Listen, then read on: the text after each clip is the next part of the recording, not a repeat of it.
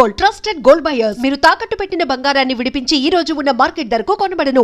In Baahubali was extremely challenging అండి. So there is like అంటే so ఒక్క షాట్ ఒక సీన్ అనే చెప్పలేమండి. లైక్ ఇఫ్ మీరు ఏ సీక్వెన్స్ తీసుకున్నా, వాటర్ ఫాల్ తీసుకున్నది, వాళ్ళు లైక్ కట్టప్ప బాహుబలిని చంపడం తీసుకున్నా కూడా, లైక్ వార్ సీక్వెన్స్ తీసుకున్నా కూడా, సో వాళ్ళ ఏంటిది మహిష్మతి ప్యాలెస్లో సీక్వెన్స్ తీసుకున్నా కూడా, so everything had their own challenges అండి దాంట్లో. టెక్నికల్గా మీరు కొత్తగా యూజ్ చేసిన ఎక్స్పెరిమెంట్స్ కానీ, కొత్తగా యూజ్ చేసిన టెక్నికల్గా అది కెమెరాలో కొత్త సార్ ఎలా ఏమైనా కొత్తగా యూజ్ చేసేసారు కొత్త కెమెరాలు కానీ? ఆ సినిమాకి నేను అప్పటి వరకు ఏంటంటే లైక్ ఈగా వరకు డిజిటల్ నెగిటివ్లో షూట్ చేశాను, నెగిటివ్ ఫిల్మ్లో షూట్ చేశాను. So for the first time Baahubali was the first film నేను డిజిటల్లో షూట్ చేశానండి. అంటే అంతకుముందు డిజిటల్ కెమెరాస్ ఉన్నాయండి, బట్ నాకు టెస్ట్ చేసినప్పుడు అంత క్వాలిటీ బాగా అనిపించలేదండి. సో లైక్ వన్స్ ఈ ఆరీ కంపెనీ వాళ్ళు అలెక్సా అన్న కెమెరాని లాంచ్ చేశారు అప్పుడు. సో అది చూసిన తర్వాత I felt like almost quality is as good, అంటే నెగిటివ్ దగ్గరలో ఉంది. సో దీంతో షూట్ చేస్తే మనకు చాలా కన్వీనియన్స్ అంతా ఉంటుంది అని చెప్పి, అంటే బేసికలీ నాకేంటంటే అంటే నెగిటివ్లో షూట్ చేసిన తర్వాత ఇంత విఎఫ్ఎక్స్ ఉన్నప్పుడు మళ్ళీ స్కాన్ చేస్తామండి. స్కాన్ చేసి డిజిటైజ్ చేసి మళ్ళీ డిజిటైజ్ చేసి మళ్ళీ దాన్ని రీప్రింట్ నెగిటివ్ మీద చేస్తాం. ఆ ప్రాసెస్లో ఏంటంటే క్వాలిటీ లాస్ చాలా ఉంటుందండి. సో డిజిటల్లో షూట్ చేస్తే that quality loss will not be that ఒక నమ్మకంతో like we went ahead with that అండి. So that was a major thing. ఎందుకంటే అప్పటికి ఈవెన్ రాజమౌళి గారు కానివ్వండి, శోభు గారు ప్రొడ్యూసర్ కానివ్వండి, ఇంత పెద్ద సినిమా తీస్తున్నాం, ఇప్పుడు డిజిటల్లో తీయాలా, మనం నెగిటివ్లో తీస్తేనే సరిపోద్ది కదా అన్నప్పుడు, but I convince them that okay మనకు ఈ సినిమా డిజిటల్లో తీస్తే ఎన్ని అడ్వాంటేజెస్ ఉంటాయి ఎన్ని అని కన్విన్స్ చేసి అలా ఒప్పుకున్నారండి. So that was a major decision. Baahubali first part కానీ సెకండ్ పార్ట్ కానీ 5 years జర్నీ సార్, దాదాపుగా 5 years journey.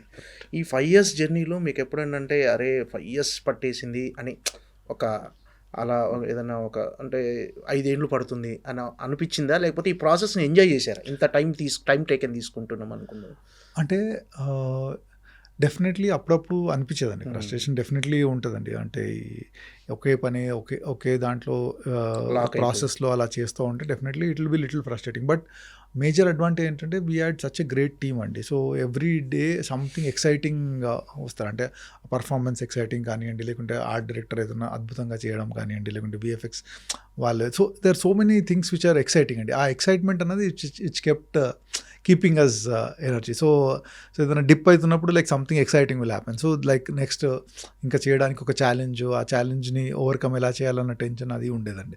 So in that way it was a very learning experience అండి. ఇట్ వాజ్ లైక్ అంటే ఒక పిహెచ్డి చేసినట్టు, ఒక లైక్ మాస్టర్స్ చేసినట్టు ఒక ఫీలింగ్ ఉండేది. That was a very big learning experience because like every one ఆ సినిమాలో చేసిన every technician was trying to give 100% and more than that.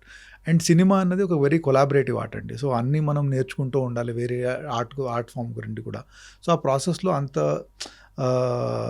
Great టెక్నీషియన్స్తో పాటు వర్క్ చేస్తుంటే we tend to learn so many things అండి. So that was a big learning experience అండి.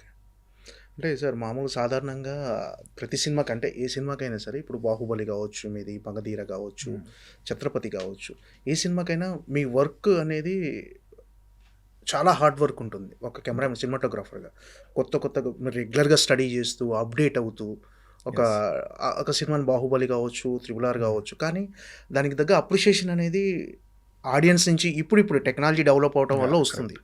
So మీ work గురించి తెలియకుండా అరే మనం ఇంత వర్క్ చేసాము, మనకు దాని తగ్గ అప్రిషియేషన్ రాలేదు అని ఎప్పుడైనా ఫీల్ అయ్యారు సార్? ఇప్పుడు ఎలా ఉంది ఇప్పుడు? అంటే లైక్ ఇప్పుడు ఈ జనరేషన్లో ఉండడం is actually a very blessing అండి. అంటే లైక్ ఇప్పుడు లైక్ మాకంటే ముందు జనరేషన్ వాళ్ళైతే అసలు కెమెరామెన్ అని ఒక మనిషి ఉంటాడని కూడా తెలియదు. సో అందరికీ ఏంటంటే మొత్తం హీరోని చేస్తాడు, నెక్స్ట్ టైం చేస్తే డైరెక్టర్ చేస్తాడు అనేది ఉంటుందండి.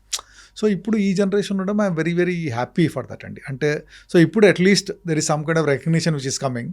సో అంటే ఎవ్రీ ప్రొఫెషన్కి ఒక ఎక్స్పెక్టేషన్స్ ఉంటాయండి. సో అంటే ఇప్పుడు ఏ సినిమా చేసినా కూడా first and foremost the major దాని క్రెడిట్ అంతా hero the cost on screen కనిపించే వాళ్ళకి తీసుకుంటారండి. So next comes director. So ఆ తర్వాత నెక్స్ట్ వేరే టెక్నీషియన్లు ఎలా చేశారు దాన్ని బట్టి ఉంటుంది. సో మనం ఒక ప్రొఫెషన్లో ఉన్నప్పుడు మన ఎక్స్పెక్టేషన్స్ కూడా చాలా రియలిస్టిక్గా ఉండాలండి. సో మనము ఓకే వేరే టెక్నీషియన్ లెవెల్లో ఇలా ఎందుకు రావట్లేదని పడడం కంటే లైక్ ఓకే లైక్ మన ప్రొఫెషన్లో okay like what best we have achieved, what best recognition we have got అనేది ఉండాలి. అండ్ అప్రిషియేషన్ వస్తే definitely you will always feel happy అండి, దాంట్లో డౌట్ లేదు. బట్ ఏంటంటే అండి లైక్ మన ప్రొఫెషన్లో we should always think okay like ఈ సినిమా చేసినప్పుడు వాట్ ఐమ్ ఐ డూయింగ్, అంటే నేను సినిమా చేసేటప్పుడు నేను నా అప్రిషియేషన్ కోసం చేస్తున్నానా వరకు సినిమా కోసం చేస్తున్నానా.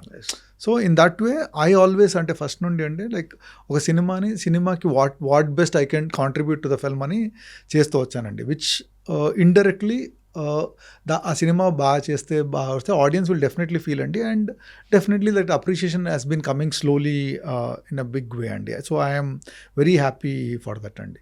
సో అలా ఎప్పుడన్నా కూడా I feel I'm very lucky to have get so much of recognition. అంటే ఐ డోంట్ థింక్ అదర్ సినిమాటోగ్రఫర్స్కి ఇంత రికగ్నిషన్ చాలా తక్కువ మందికి ఉందండి. So I'm one of those guys. I feel very blessed అండి. ఓకే. ఈ 5 ఏళ్ల జర్నీలో బాహుబలి ప్రభాస్తో ఉన్న working experience it was wonderful experience అండి. అంటే ప్రభాస్ అనేవాడు లైక్ ఈజ్ డార్లింగ్. యాక్చువల్లీ అతన్ని ఫ్యాన్స్ భలే పెట్టారు అతని పేరు. Is actually true darling. So అతనితో it was been always a very happy experience అండి. ఎప్పుడు కూడా లైక్ అంటే ఆ సినిమా చేసేటప్పుడు the kind of dedication he has shown towards film. So 2 క్యారెక్టర్స్కి వేరియేషన్స్ కానివ్వండి, లైక్ శివుడు క్యారెక్టర్ కానీ బాహుబలి క్యారెక్టర్కి the kind of variations he has shown. So the kind of dedication. So ఏదన్నా కొత్తగా హార్స్ రైడింగ్ నేర్చుకోవడము, లేకుంటే రాక్ క్లైంబింగ్ నేర్చుకోవడము, సో మెనీ థింగ్స్ ఆ వార్ ప్రాక్టీస్ చేయడము. So the dedication and focused is what made him what is today అండి. అంటే బాహుబలి తర్వాత is probably India's biggest star now. So it is because of his hard work and dedication that he has become. So it was a very, very great experience working with him అంటే.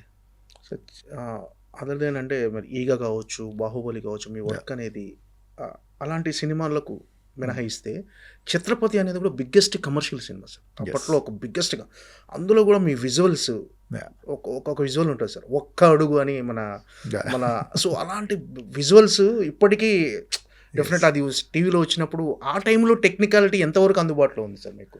టెక్నికల్గా ఎలాంటి use చేసేవారు మీరు? అంటే ఎలా అంటే like అదే నేను చెప్పాను కదండి, like it is a complete team work. So director has an idea of ఇది ఇలా తీయాలని. సో లైక్ అంటే as a technicians we all contribute little. అంటే లైక్ ఒకసారి fight master and me and so many people ఆ location అంటే depends upon ఏం తీస్తున్నాం, సాంగా, డాన్సా, ఫైటా, ఏం తీస్తున్నాం అని దాన్ని బట్టి. సో ఎవ్రీ వన్ కాంట్రిబ్యూట్స్ అండి. సో అలా చేసేటప్పుడు మనకు ఆ టైంలో whatever technology is available to us. So ప్రస్తుతం ఏంటంటే like we have access to so many things అండి ఇప్పుడు. లైక్ సో అప్పుడు ఏంటంటే there was lot of limited access because of various reasons.